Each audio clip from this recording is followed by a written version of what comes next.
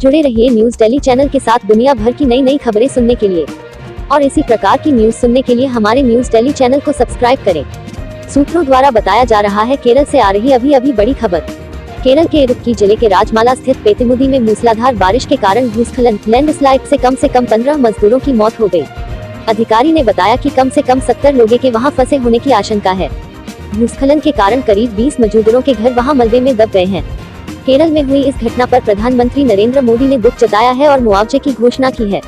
PM Modi ने tweet कर कहा, इडुक्की में भूस्खलन के कारण जानमाल के नुकसान से आहत हूँ। दुख की इस घड़ी में मेरे विचार शोक संतप्त परिवारों के साथ हैं। घायल जल्दी ठीक हो इसकी कामना करते हैं। एनडीआरएफ और प्रशासनिक अधिकारी काम कर रहे हैं। प्रभावितों को सहायता पहुंचाई जा रही है।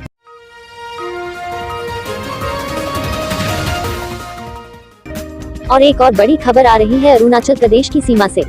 पूर्वी लद्दाख के बाद चीन अब अरुणाचल प्रदेश की सीमा पर अपनी तैनाती बढ़ा रहा है। इंटेलिजेंस एजेंसियों ने सरकार को रिपोर्ट दी है कि चीन की पीएलए यानी वहां की सेना अरुणाचल प्रदेश से सटी सीमा पर सैनिकों की तादाद को बढ़ा रही है। इस रिपोर्ट में खासतौर पर अरुणाचल प्रदेश के सुबाश्री इलाके के ठीक सामने वाले तिब्बत के लुंग पीएलए में एक नया हेलीपैड तैयार करने की बात है। लैब की तैनाती के लिए चीन ने ड्रोन तैनात किए। कोरोना वायरस के ऊपर बड़ी खबर, भारत ने दी कोरोना वायरस वैक्सीन की जानकारी। कोरोना वैक्सीन के लिए सीरम इंस्टीट्यूट ऑफ इंडिया ने की अहम साझेदारी। एक खुराक की कीमत होगी 225 रुपए। Serum institute of India Bharat सहित दूसरे देशों के लिए कोरोना की 10 करोड़ खुराक बनाएगा। 2021 की पहली छमाही तक मध्यम आय वाले देशों में पर्याप्त खुराक के वितरण का लक्ष्य है। Serum institute of India (SII) ने शुक्रवार को कहा कि उसने भारत और दूसरे कम व मध्यम आय वाले देशों के लिए कोविड-19 वैक्सीन के 10 करोड़ खुराक का उत्पादन करने को लेकर गावी और bill and Melinda Gates foundation के साथ गठजोड़ किया है।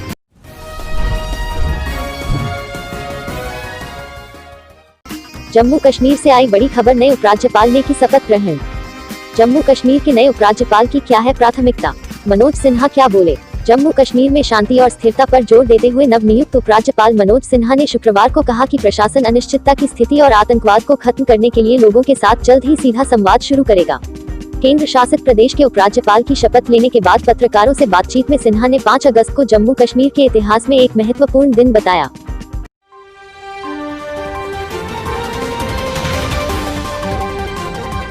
भारत में कोरोना वायरस का कोहराम, सामने आई बड़ी खबर। भारत में कोरोना से ठीक होने वाली की दर 67.98%। केंद्र ने कहा मृतकों की संख्या कम हो रही। भारत में कोरोना से ठीक होने वाली की दर 67.98%। केंद्र ने कहा मृतकों की संख्या कम हो रही। महाराष्ट्र में कोरोना वायरस के सबसे ज्यादा 4.79 लाख केस, इसके बाद तमिलनाडु में 2.79 लाख और आंध्र प्रदेश में 1.96 लाख केस। भारत में कोरोना वायरस से संक्रमण के बढ़ते मामलों के बीच स्वास्थ्य मंत्रालय ने कहा कि कोविड-19 के प्रबंधन को लेकर भारत ने 2 उल्लेखनीय उपलब्धियां हासिल की हैं। कोरोना वायरस के संक्रमितों के स्वस्थ होने की दर लगातार बढ़ रही है और संक्रमण से लोगों के मरने की दर वैश्विक औसत से बहुत नीचे बनी हुई है। मंत्रालय ने शुक्रवार को कहा कि कोरोना वायरस के मरीजों की स्वस्थ होने की दर 67.98% के रिकॉर्ड उच्च स्तर पर पहुंच गई है, जबकि संक्रमण के कारण मरने की दर घटकर 2.05% रह गई है।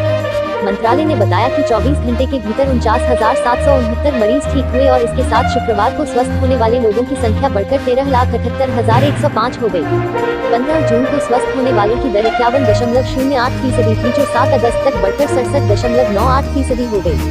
कोविड-19 के कुल मामलों में से इलाज करवा रहे मरीजों की संख्या 46.06% थी, जो अब घटकर 29.96% रह गई है। इसी प्रकार की और भी न्यूज सुनने के लिए हमारे न्यूज दिल्ली चैनल को सब्सक्राइब करें और बेल आइकन को प्रेस करें, क्योंकि हमारी हर वीडियो का नोटिफिकेशन सबसे पहले पहुंचे आपके पास। जय हिंद।